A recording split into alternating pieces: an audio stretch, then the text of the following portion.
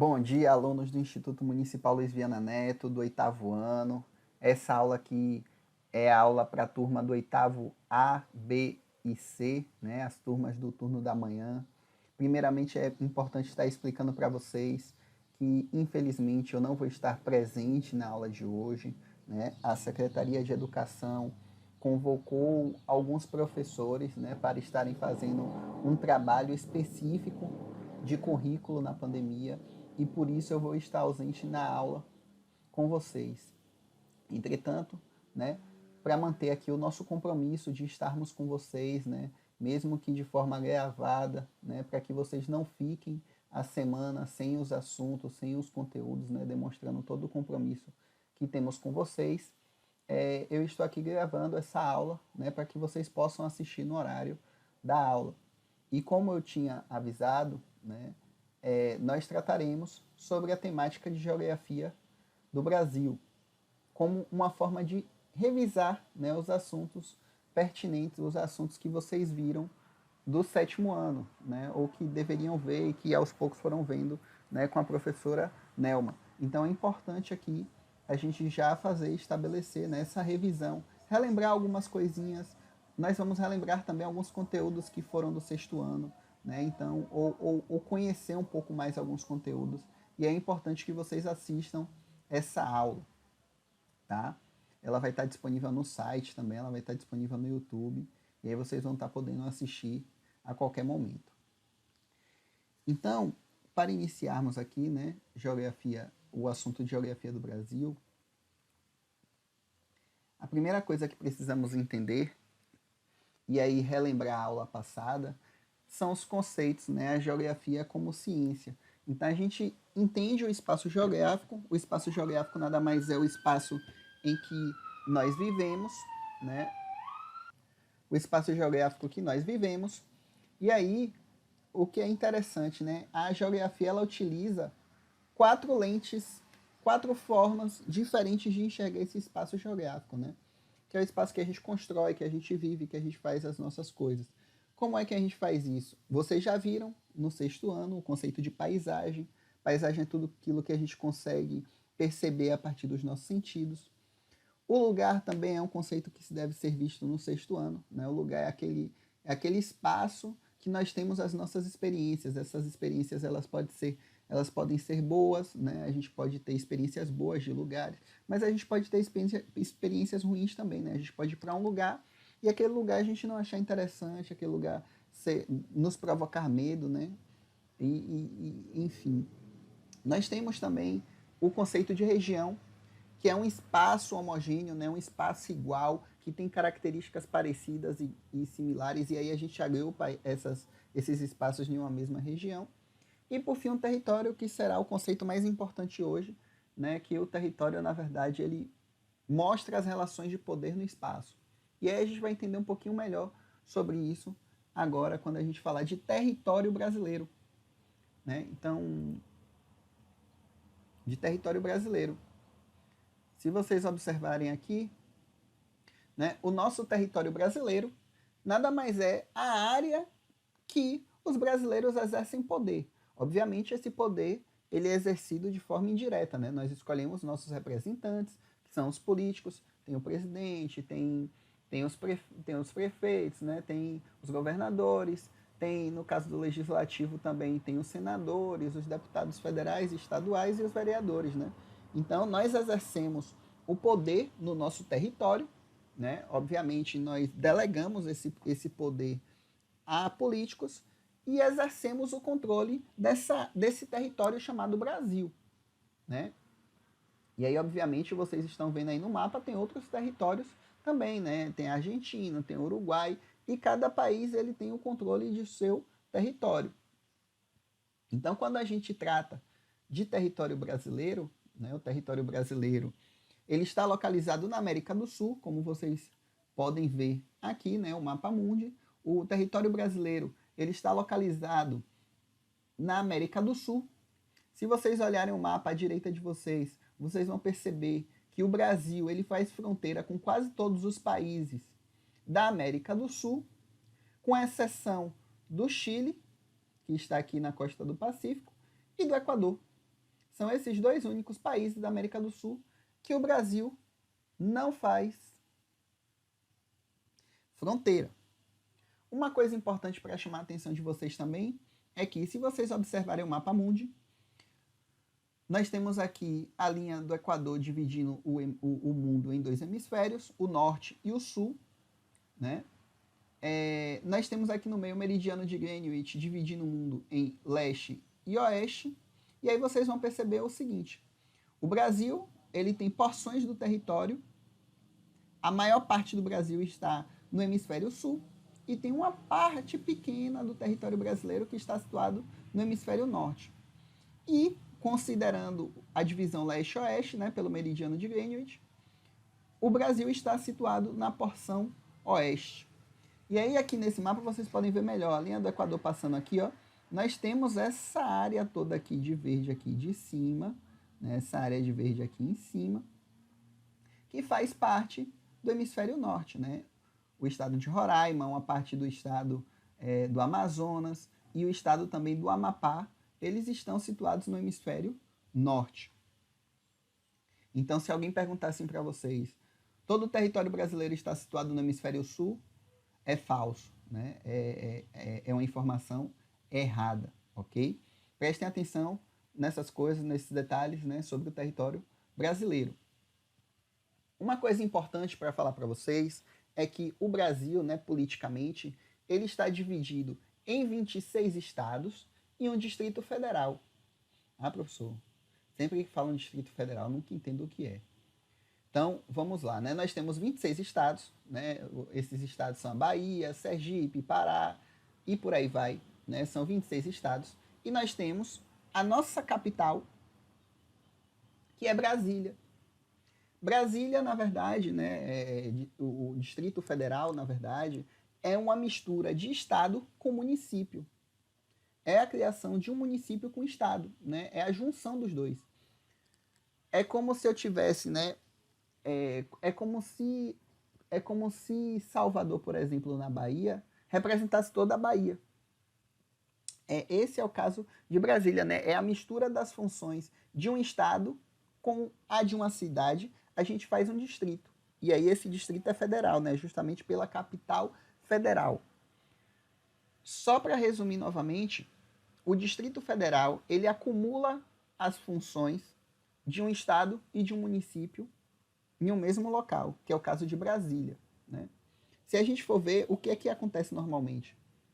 Nós temos o estado todo da Bahia, ele tem as suas funções, né, suas características específicas, e nós temos as cidades que tem dentro desses estados. Né? A Bahia tem 417 cidades, né, 417 municípios. O Distrito Federal é diferente, porque ele é considerado, ele tem o poder de um estado, mas só tem uma cidade dentro desse estado, que é Brasília, né? Então, ele é ao mesmo tempo cidade-estado. E aí, por isso que a gente chama ele de Distrito Federal. E aí ele acumula funções especiais por isso, né? Ele tem um status especial por ser a capital federal do nosso país, né? Por isso que o Distrito Federal ele tem toda uma especificidade, uma especialidade por isso. É importante falar para vocês que o Brasil também é um país de dimensões continentais, né? Vocês podem ver aí, né, comparando o tamanho do Brasil com outros países aí da América do Sul, vocês vão ver que o Brasil é um país imenso, que tem área de 8.516.000 metros quadrados ou quilômetros quadrados. Vocês vão perceber também, né, que esses estados, cada um tem suas capitais, né?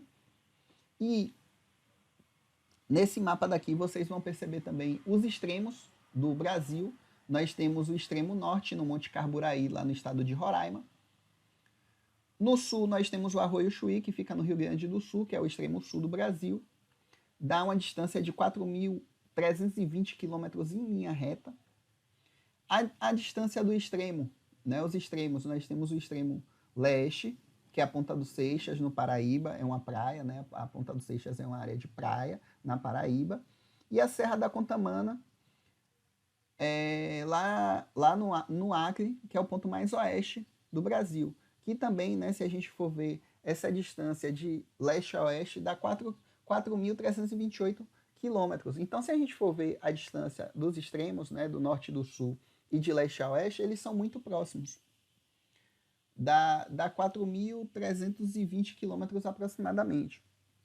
Uma coisa importante para mostrar para vocês também é a questão das fronteiras, né? O Brasil tem praticamente 15.719 quilômetros de fronteira com os outros países.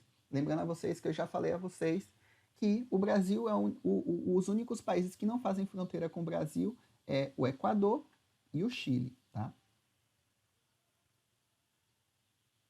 Passando adiante, e aí falando um pouquinho para vocês, né, principalmente sobre as características, por que que o Brasil, né, tem uma diversidade de clima, tem uma diversidade de ambientes naturais, né, de vegetação, tem diferentes, é diferente, né, em vários cantos do Brasil, os animais também são diferentes, né, então, a depender da porção do território que você esteja, o clima é diferente, a vegetação é diferente. E aí vocês poderiam me perguntar assim, né? Poxa, professor, mas por que que acontece isso? Né? Por que que os climas, a vegetação e todos esses ambientes naturais são diferentes no Brasil, né? A depender do local que a gente esteja. Uma coisa importante que é para vocês aprenderem é justamente isso, né? Lembra lá do conteúdo de zonas térmicas, né, ou zonas climáticas, é justamente esse mapa aqui, ó. Lembrem-se que o Sol, ele ilumina a Terra de forma diferente, né? Por quê? Os raios solares, eles vão aquecer a Terra, mas a Terra, como vocês sabem, ela tem um formato esférico e ela não é aquecida de forma igual. O que é que acontece? A parte mais próximas das linhas da linha do Equador, elas aquecem muito mais, né? Os raios solares batem lá com mais força, aquecem muito mais. E a parte dos polos, né, as extremidades da Terra, elas aquecem muito menos. Os raios solares pouco chegam nessas áreas que são mais nos extremos e por isso elas são mais frias.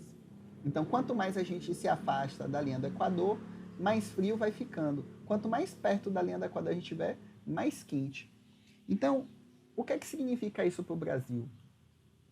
Nós temos aqui a linha do Equador, né? Então vocês vão ver que essa área de vermelho, né, um tom alaranjado mais escuro, são as áreas que o Sol incide com mais força, né? Então são áreas que ficam geralmente mais quentes ao longo do ano, que é a zona que a gente chama de zona intertropical, ou seja, são as zonas mais quentes do planeta, né? E aí vocês vão ver que boa parte do território brasileiro está situado nessa zona intertropical.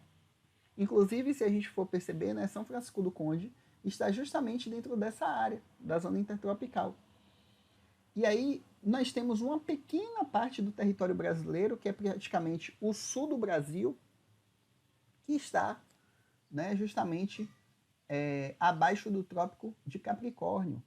E aí existe essa porção sul do Brasil, ela está situada, ela tem climas que são um pouco mais frios, né? E isso vai influenciar também na diferença na diferença de vegetação, de animais, de como o tempo se comporta, né? Às vezes pode cair geada, tem lugares no sul do Brasil que caem geada. Então tudo isso está justamente associado a como o Sol aquece a Terra. E aí, como o Brasil também tem essa dimensão muito grande, né, a gente vai ter diferentes paisagens naturais, né? A gente vai ter diferentes formas, diferentes climas, a gente vai ter diferentes vegetações, a gente vai ter diferentes tipos de animais, né? E aí, aqui, né, vocês vão enxergar melhor justamente isso, né? Eu trouxe essa imagem aqui para mostrar justamente a vocês essa caracterização do território brasileiro, para vocês entenderem o seguinte. Vejam a imagem aqui, ó.